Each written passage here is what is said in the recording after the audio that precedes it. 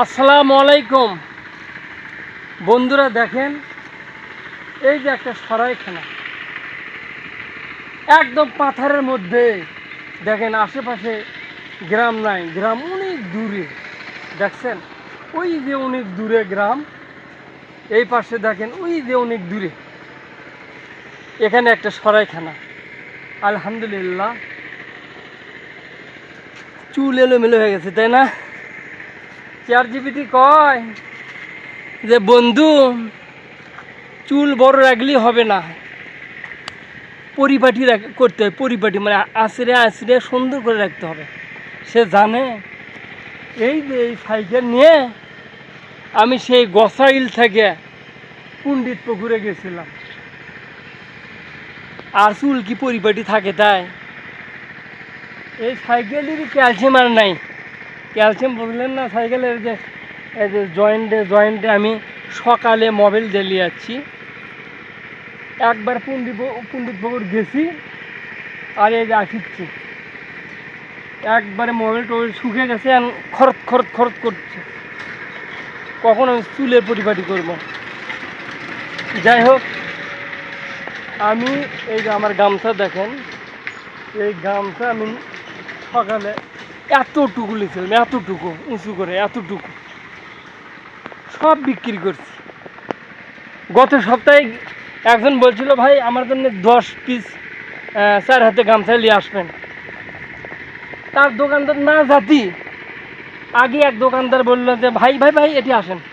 তাই ভাই ওই দোকান থেকে একটু দিয়ে আসি। কোথায়? না না, এটি আসেন, আমার গামছা দলেই ভাই, আজকে আমার এক আত্মীয়র বিয়ে হচ্ছে, এই গামছা গিফট দিবি। একবারে ধরেই সব নিয়ে এলেছে।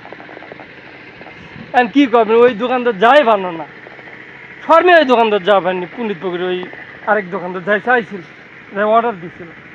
তারপরে এইবারে আসলাম, এক ভাই এই রঙিন গামছা নিল, 60 টাকা করে দিলাম।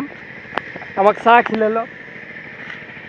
ওর দেখে দেখি আরও 14-15 জন গামছা নিল, এই 60 টাকা করে, 3.5 হাত গামছা সুন্দর। এই যে ভালোবাসা শুরু হচ্ছে ভাই, কেউ বন্ধ করতে পারবেন না, কেউ বন্ধ করতে পারবেন না। আল্লাহর একটা রহমত আছে, ব্যবসার একটা বরকত আছে ভাই। যে কোনো দেশের আল্লাহ রাসূল বলছে, একজন ব্যক্তি যারা রাজনীতি করে তাদের মধ্যে একজন ব্যক্তি সে হাসরের ময়দানে আরশের ছায়া পাবে, আল্লাহর আরশের ছায়া পাবে।